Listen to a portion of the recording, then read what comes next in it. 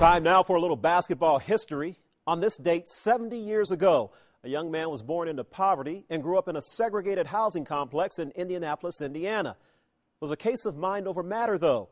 You see, the youngster learned how to shoot hoops by launching tennis balls and rags that were wrapped up in rubber bands at a peach basket behind his family's home. That young man was Oscar Robertson. We take time now to pay tribute to the Big O on his 70th birthday. Oscar Robertson burst onto the scene at an Indianapolis high school. But while he was emerging as a star, he was also learning firsthand about racial segregation. I came up in an all-black environment in Indianapolis, Indiana, an all-black high school. We played in predominantly all-white schools. There were a few blacks on some of the schools, and you know, you're downtrodden to begin with, so you want to win. You want to win to get you out of a situation. Oscar Robertson of the Cincinnati Royals, a truly gifted player, fantastically alert for rebounds, the third highest scorer in the NBA, and one of its very finest playmakers.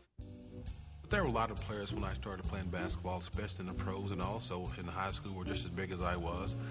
But I could handle the ball, dribble the ball, make the passes. I tried to help other people.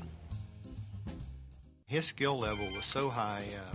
The little feints, wonderful ability to handle the basketball, plus his size. He was big.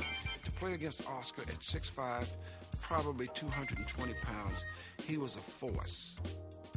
I knew that if I had to play Oscar, the best that I could do was try to hold him under 25 points a game. Oscar's the best player I ever played against. I mean, the guy did not have a weakness.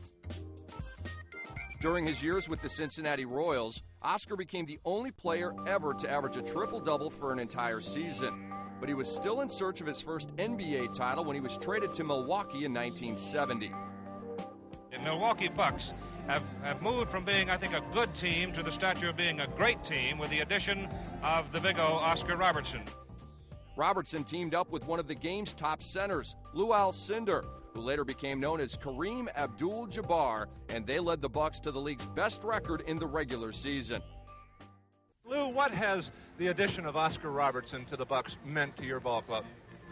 Well, in Oscar, we have somebody that can do the job all the time.